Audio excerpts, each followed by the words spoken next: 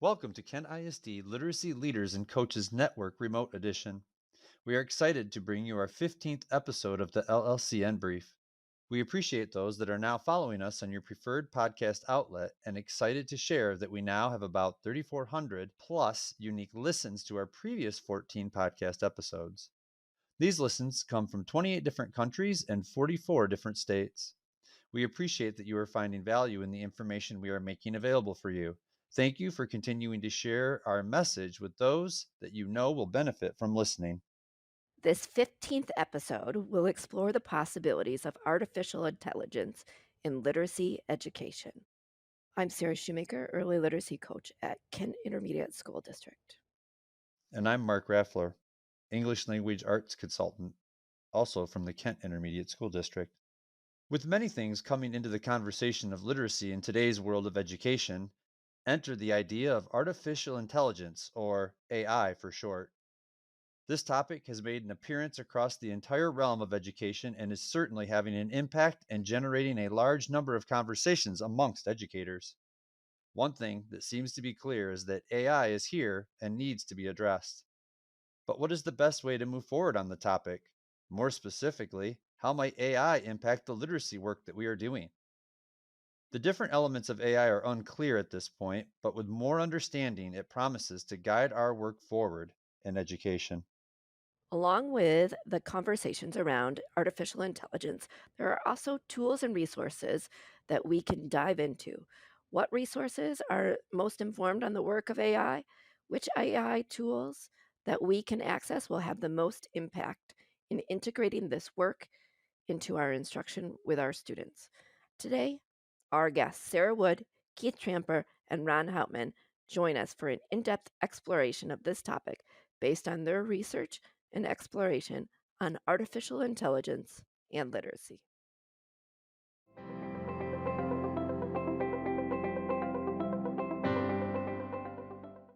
We are honored to have the Kent ISD Educational Technology team, EdTech team, joining us today. This team is behind the creation of the For the Purpose Of podcast. This podcast is a great resource where the team hosts a monthly chat discussing the latest in EdTech that will improve your classroom. Be sure to check out their podcast on your preferred podcast outlet. The team includes Keith Tramper, Sarah Wood, and Ron Houtman. Keith Tramper is an educational technology consultant at Kent ISD. He is passionate about empowering students and educators to impact their world through the use of technology.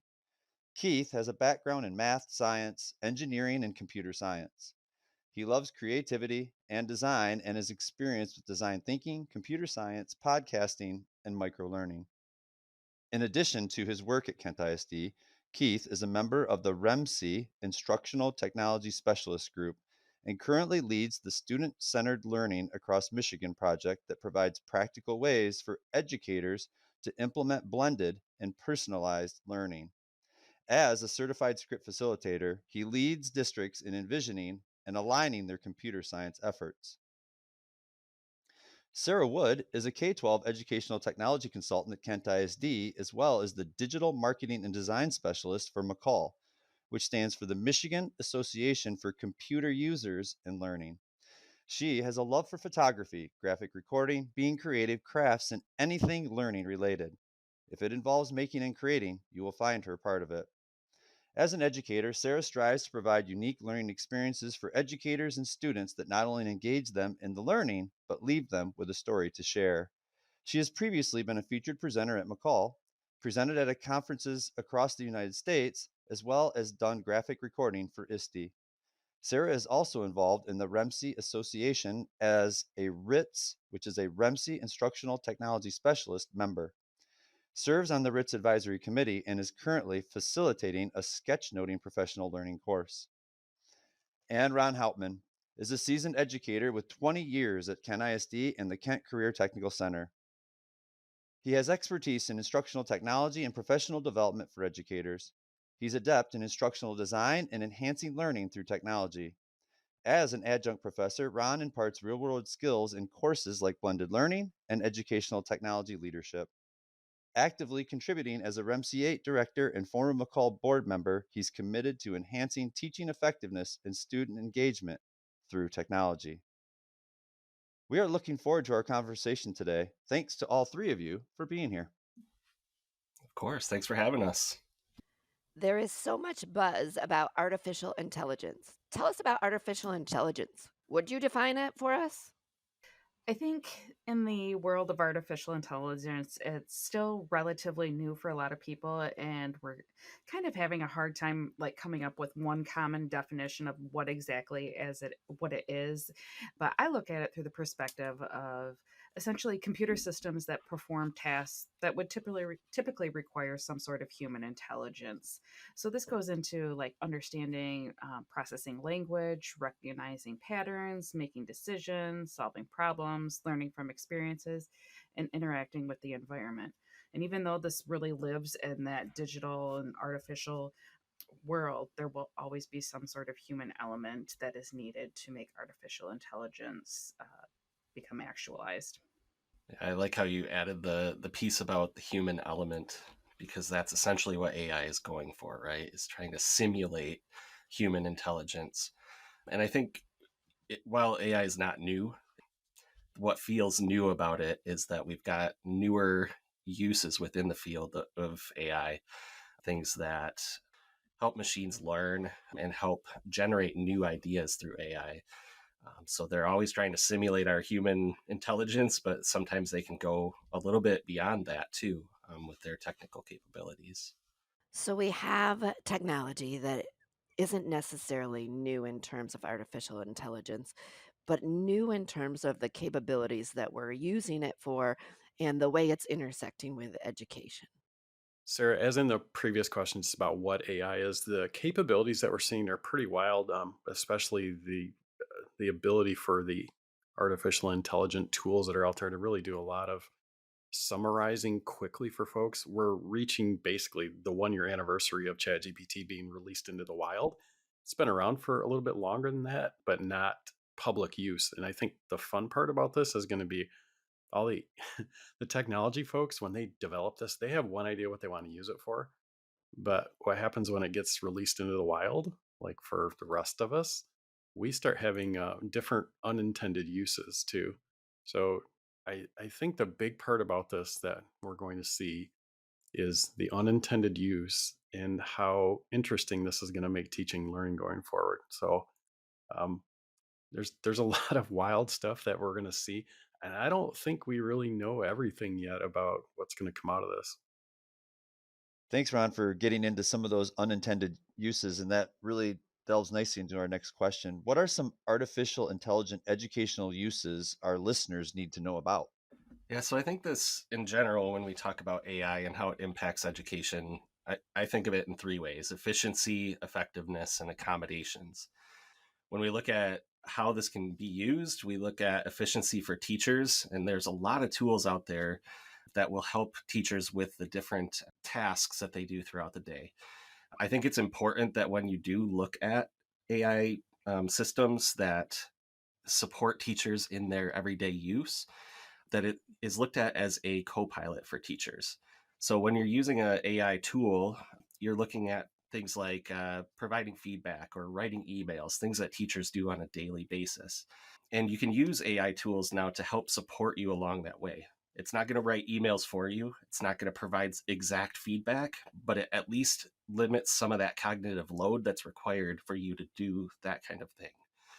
So grading 120 persuasive essays over the course of a week now becomes a little bit more manageable when AI can sort of help provide some of the feedback that might be necessary. So that's one way it helps with efficiency. Effectiveness is looking at different ways that you can generate new ideas for lessons, take things a level further, look at how real world applications can apply. AI tools are really good at generating different ideas that you might not have ever thought of, or maybe haven't been possible in the past. And the last one is around accommodations. Just AI has the ability to level texts and present things in different ways. And I think that using tools like that can provide accommodations for all learners across the spectrum, but especially those that haven't been able to access the learning in the past. And I like what you said there, Keith, about it. I'm a huge fan of the phrase of using it as the co pilot and not the pilot. And oftentimes you hear the 80/20 approach when using AI, where you use AI for 80% of the work that you're generating, and then the human element is that other 20% to tweak, review for bias or accuracy and really contextualize what was shared. But I think what it really allows you to do is to be more present with the people that you're with. And I think for me, you can never emphasize the human element enough. I recently went to the AI summit that was held by McCall and Michigan Virtual, and they had some amazing keynotes.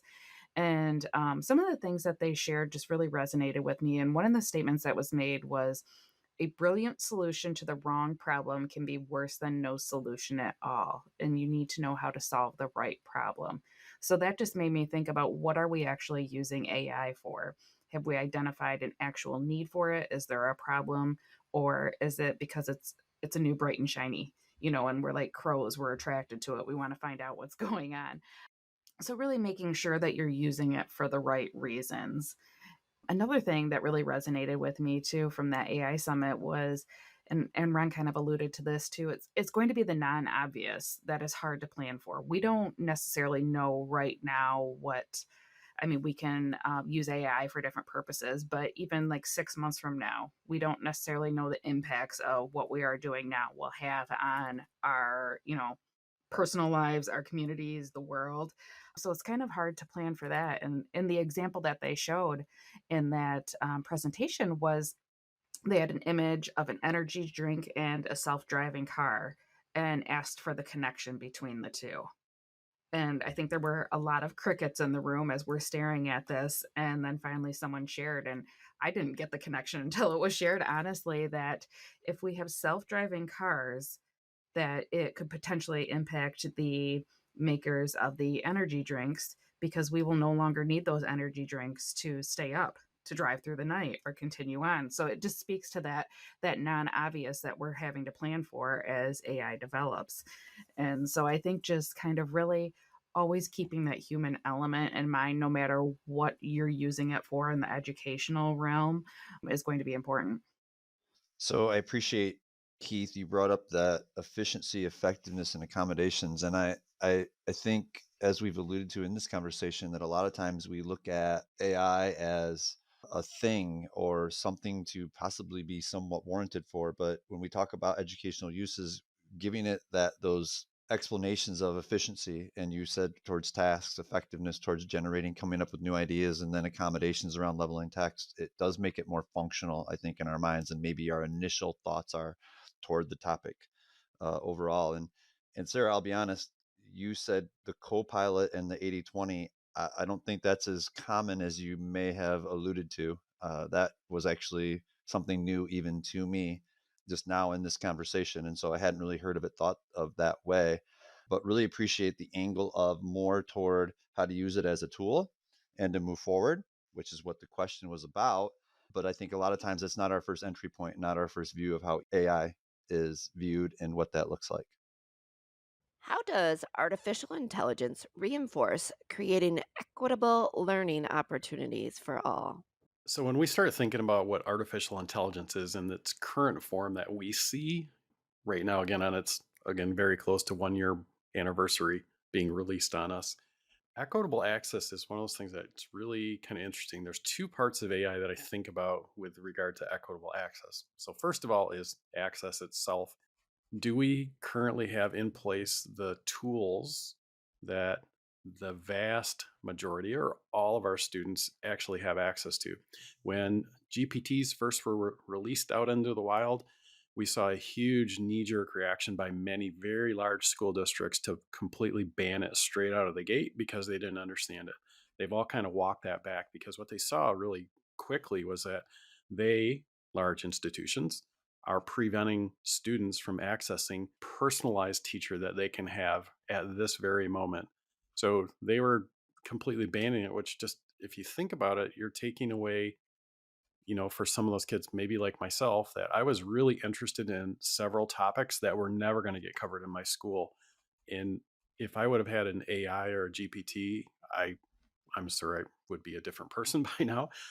But, I had to go to the library and go dig around for books on those interesting topics that I wanted. Now students can just ask for this. But if you were banning this outright in your schools and on devices that students took home with them from school, you're really preventing them from really getting that personalized education that many kids need and desire.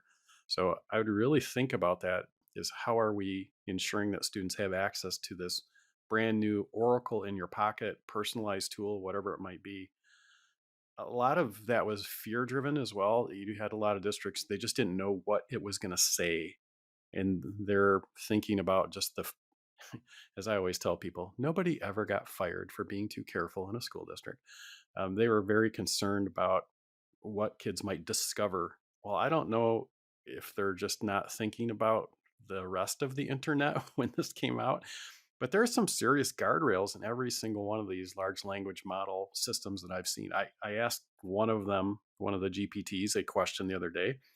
I asked it to, I told it, my hands are wet. Please help me dry them off inside the microwave oven. And all of but one told me that's not a good idea and you should not do that. You should go find paper towels. So all of them are building some really good guardrails in there. But I think just down the road, when we think of artificial intelligence, this is an absolutely great assistive technology for lots and lots of kids.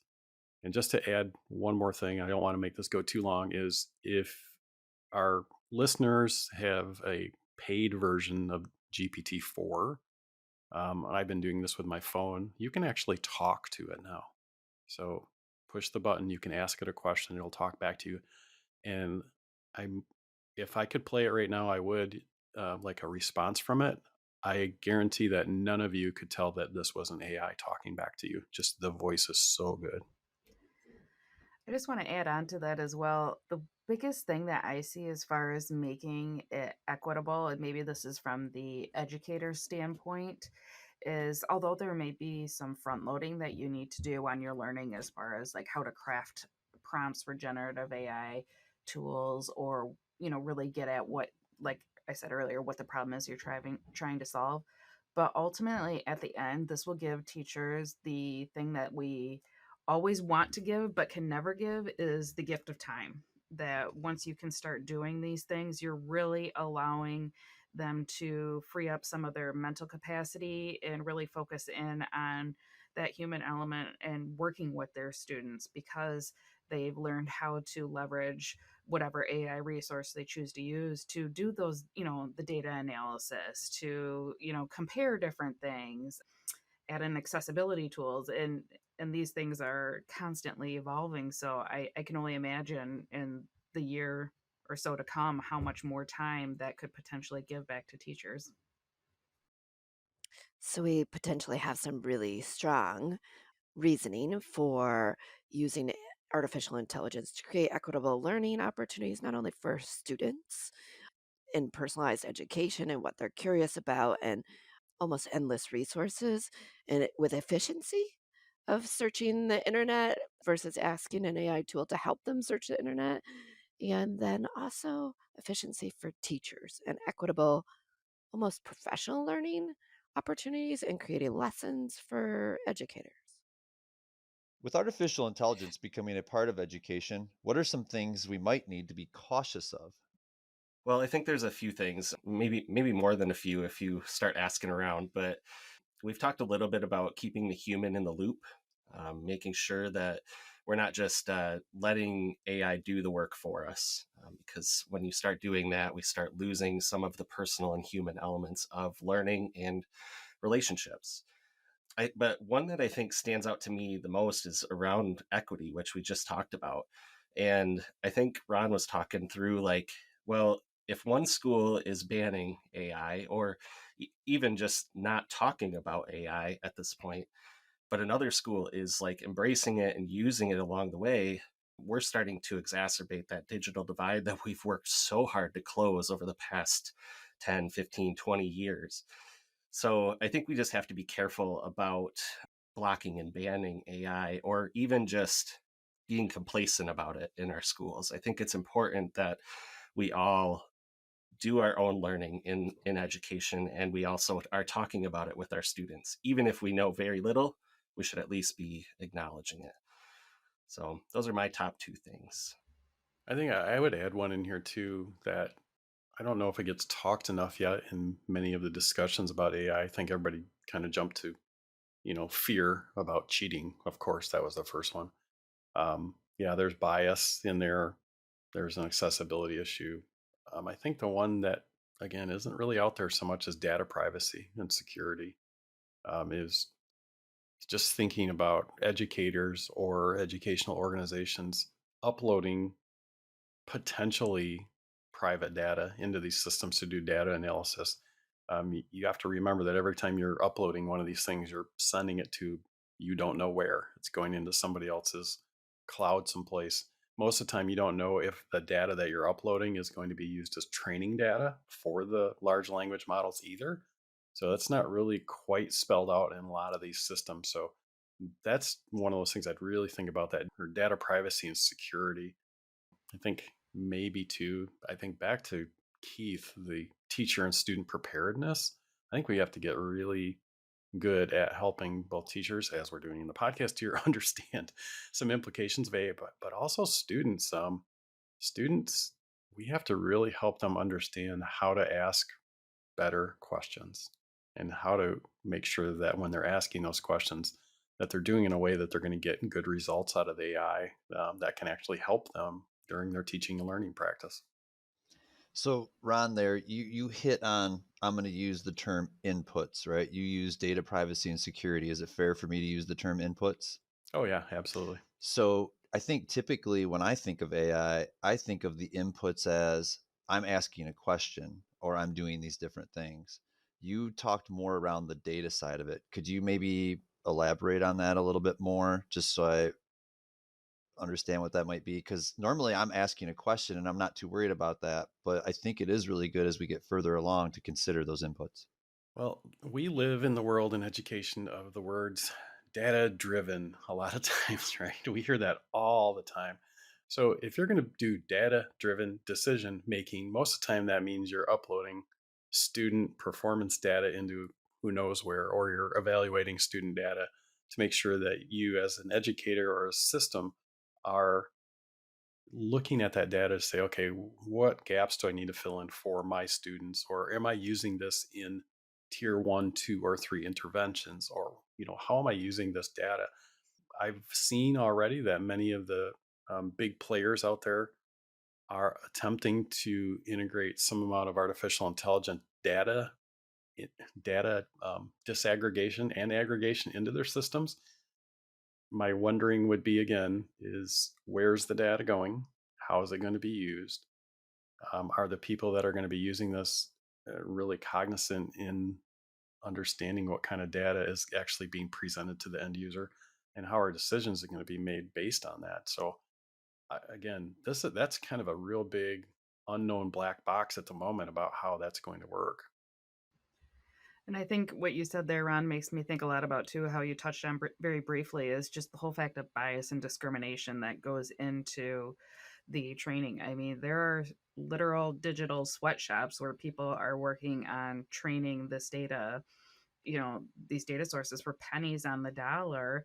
And it could just be reflective of their own experiences and their own thoughts. And how is that then affecting the data that's stored there? And once again, privacy that comes into it and how it's being manipulated. So I think it's just, important to be cognizant of what you're inputting in there. It's not a Google search where you just go in and type in what is X, Y, or Z. That information can be used in different ways. I was going to say, back to Keith's point too, is you the AIs are not humans, and you can't treat them as that. You have to always remember there's got to be an evaluation that's done by a human, a carbon-based life form, if you will. Keith? Yeah, I just want to expand on what Sarah was saying there too. The considerations for where bias and things can show up. And we've already seen places where AI has spit out things, they call them hallucinations, right? Where it's just completely inaccurate information. So it's generating its own disinformation, if you will. I think there's a lot of things in that to be careful of. We've got elections coming up in the near future too, right?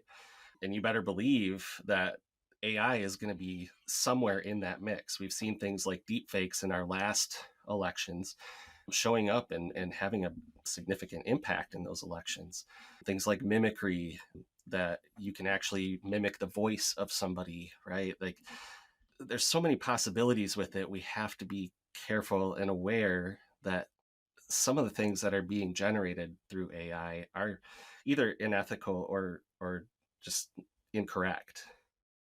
I think just to add on to the last point here to wrap this up with Keith, one of the things that as you think about elections, right, and people that don't really have a good understanding of fake stuff, whatever you want to call it, this is going to be the first election where we've had a large scale availability of artificial intelligent agents that can create targeted advertisements, not just to like mass amounts of people, but to individuals like all of us listening right now, based on our inputs that it knows about us from maybe the data brokers at your favorite Facebook, Instagram, TikTok places, selling data about you to target you directly with a message that resonates with you one to one versus the mass media versions that we've seen in the past.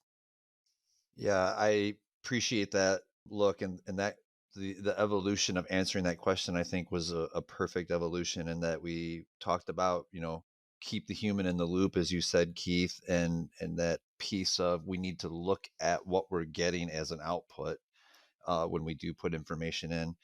And then you went to that point then, Keith, also of, that digital divide and the access for folks.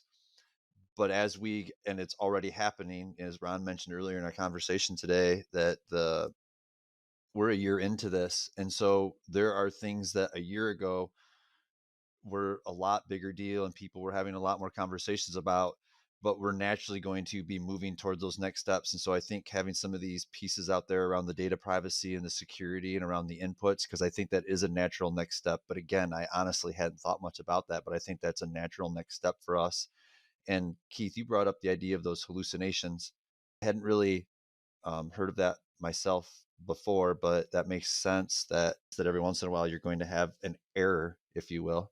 I think since I'm in my technology, people, it used to be the F disk error, right? Like things had not gone well, your computer was in trouble. So I guess every device has those types of issues, and it's good to know that those are things that are going to be real, and to think about where as we continue to input, it isn't Google, that it is something different, and we have to get our heads around that, what that might look like. So those are some really good thoughts and ideas. So thanks for those follow-ups. So, we've talked a lot about artificial intelligence this morning. What resources would you recommend as our listeners look to learn more about artificial intelligence in the classroom? So let's just start out with examples and non-examples. One of the things I would start with is a non-example. I wouldn't be looking at any books that have been published lately, or maybe even in the future, because this is such a huge field and it's changing absolutely so rapidly.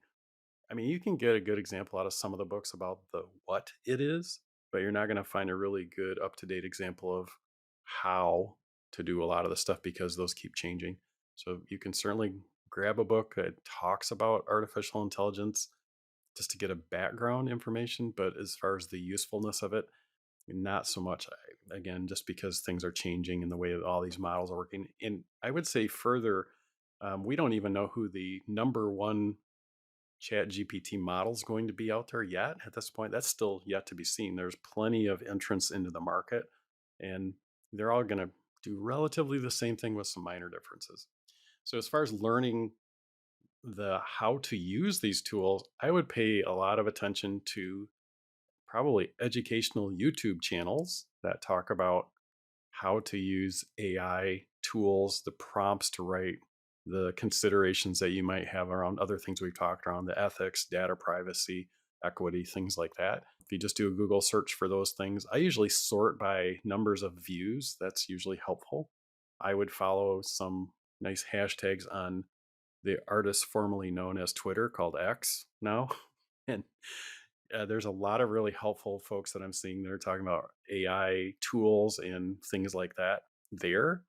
I would think some of the educational podcasts that you might be able to find, and probably professional organizations that are out there that are covering this pretty heavily, like our normal ASCDs and ISD is another really good one.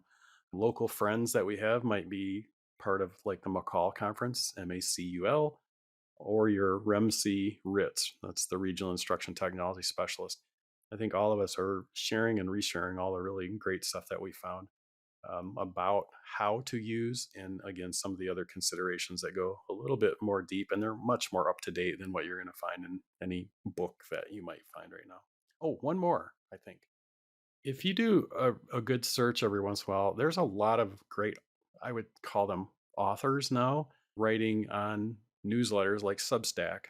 You can find tons of really great, weekly newsletters if you just do a Substack search for artificial intelligence and education. I'm finding all kinds of really great ones, and I'll give a couple of these we can put in the show notes too, so people can use them. Thanks, Ron. Will you mentioned educational YouTube channels or hashtags on Twitter X platform. Will you name some things that people might look for? Some popular ones or some favorite ones? Yep, I think anytime you do a combination of like AI EDU is a hashtag, those are usually the ones you're going to find, or artificial intelligence.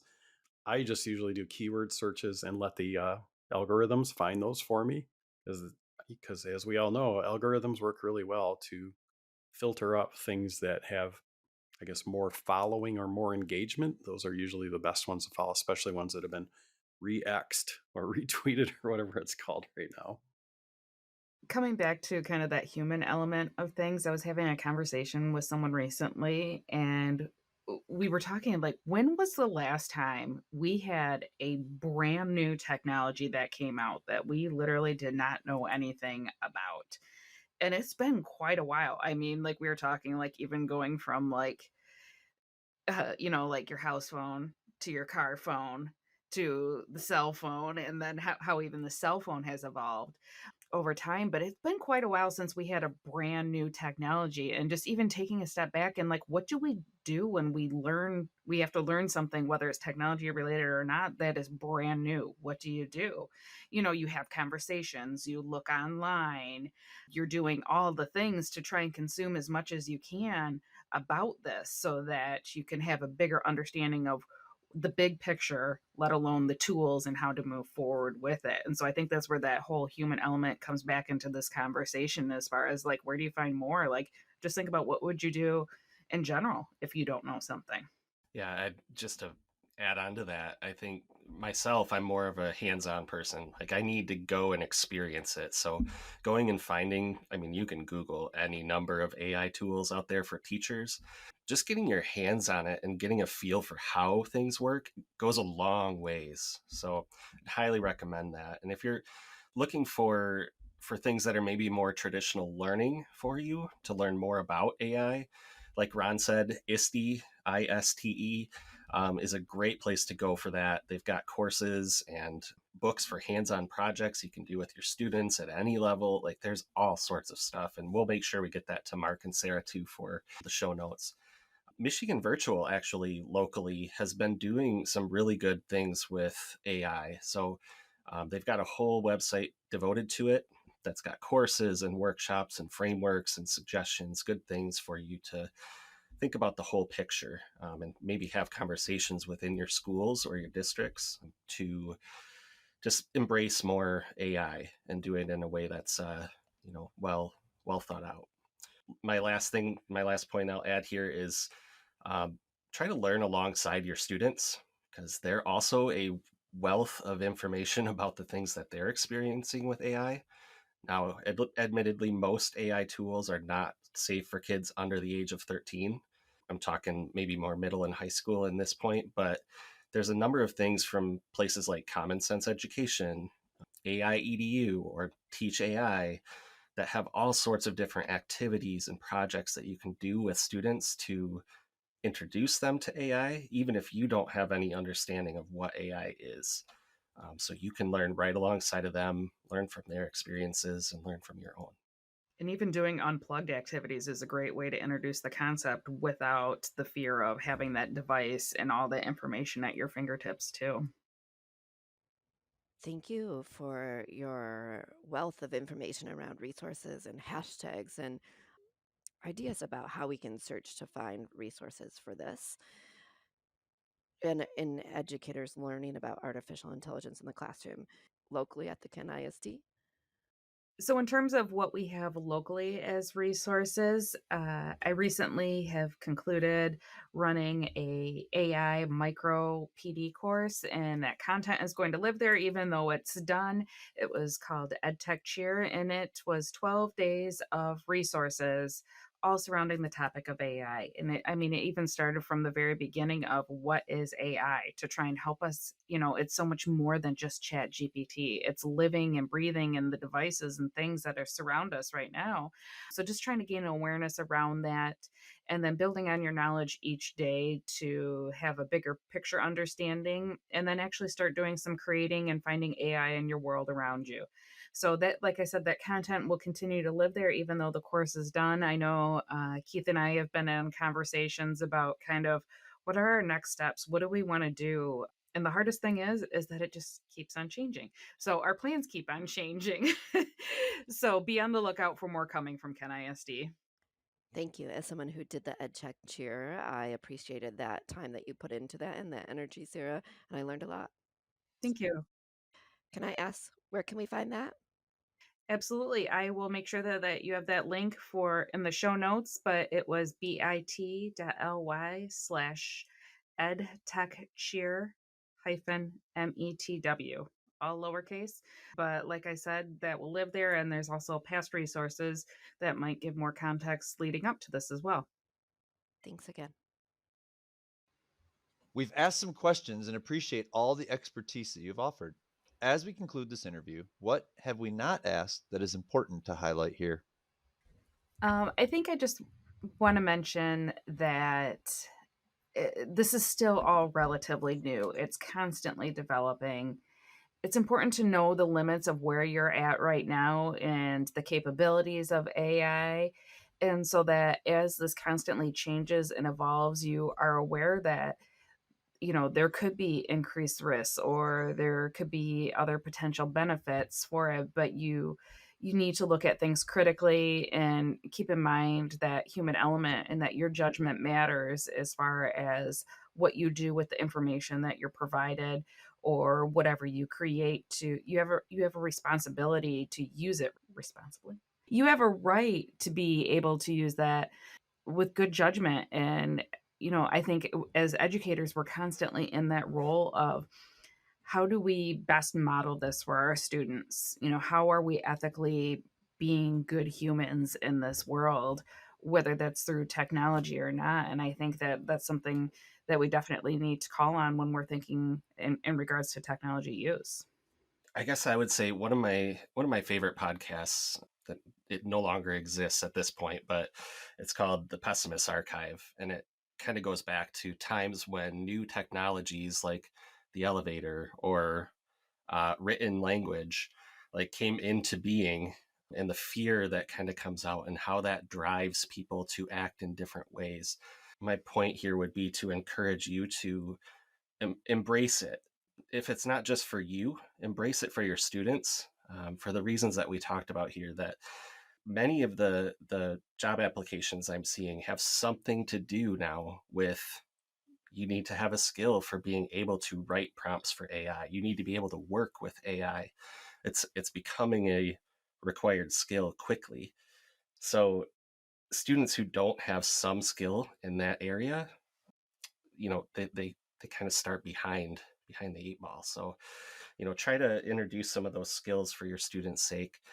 Try to overcome that fear and work to embrace it, even if it's in small ways. I think back to Keith's point a little bit here, and plus another one, I would say, as you discover how to create prompts to use artificial intelligence, typically, right now it's a text based input system. I think one of the key skills that our students are going to need is a high proficiency in the English language to be able to interact with artificial intelligence. They have to have the ability to understand problem solving to a point. And especially as I'm creating prompts, they have to understand the role that they're putting their AI into. So act as a fill in the blank with a following goal. This is your goal. here are the things that I want you to do, your outputs that I'm wanting. And there's a lot of thinking that goes into just creating prompts. So I think those that have a really good grasp of speaking and just knowing the ins and outs of the English language are going to be way ahead of other folks. One thing I don't know if we really touched on, but here's just a societal thing that I wonder about a lot. One would be just thinking about job displacement, automation through AI. We've heard these fears in the past, through manufacturing, but this is really the first time that something has come along and has the possibility of replacing a lot more cognitive tasks. Robots could, yeah, build cars, but what about now folks that are in positions like customer service? Those routine, repetitive tasks are going to be much more susceptible to artificial intelligent automation. There's going to be a lot of job creation on the other side too, about ethicists, new jobs that come out, prompt engineers.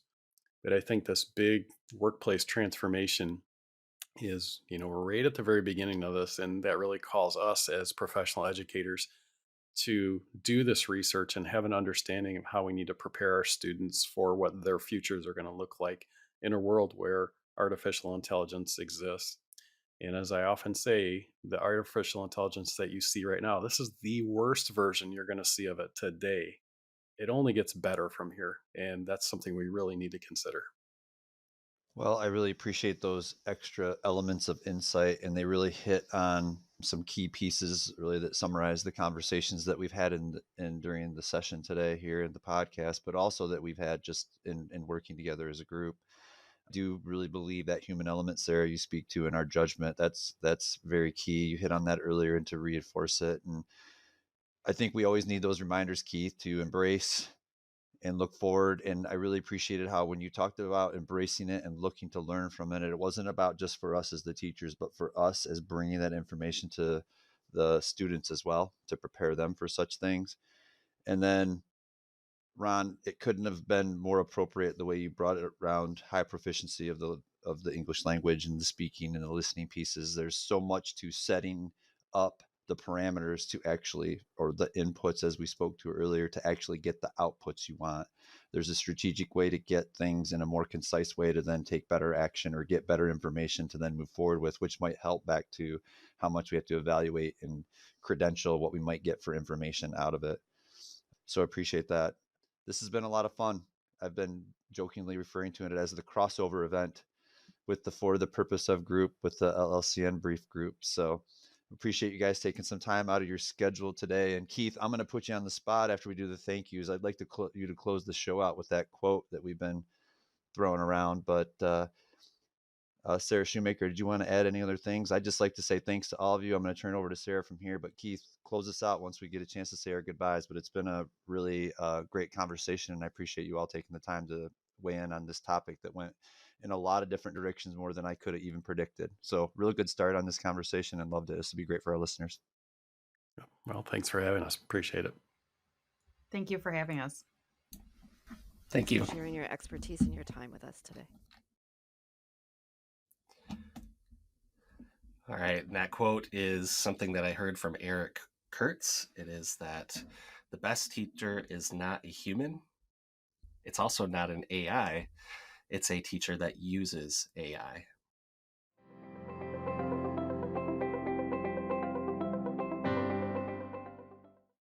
Thank you for joining us for this LLCN brief podcast today. We appreciate our guests, Sarah Wood, Keith Tramper, and Ron Houtman. Thank you for sharing your insight into artificial intelligence and implications for literacy practice. If you're looking to access the resources from today's podcast episode, please visit our electronic document, LLCN 2324 resources at bit.ly/capital L, capital L, capital C, capital N, lowercase resources 2324. We look forward to connecting with you again in the near future. Also, we're looking for your suggestions on topics as well as questions you may have related to literacy. Please take the time to let us know what you want to learn more about through the Google form, bit.ly That's bit.ly/capital L, capital L, capital C, capital N, all lowercase topics. You can earn sketch credit by listening to the LLCN Brief Podcast. Podcast PDX is bite sized learning that allows you to earn sketch credit for doing something you already love, listening to the LLCN Brief Podcast. We know you are busy. This professional learning opportunity will meet you where you are, anytime, anywhere. You can earn up to 1.25 sketch credits per episode by listening and briefly reflecting. We have made it easy to earn your credits. Just visit our podcast PDX homepage. This can be found at bit.ly, that's bit.ly/ all lowercase podcast, capital P, capital D, lowercase x. At this homepage, you'll find 3 easy steps to take to get you on the road to earning sketch credit while listening to your favorite literacy podcast. Thank you for listening today.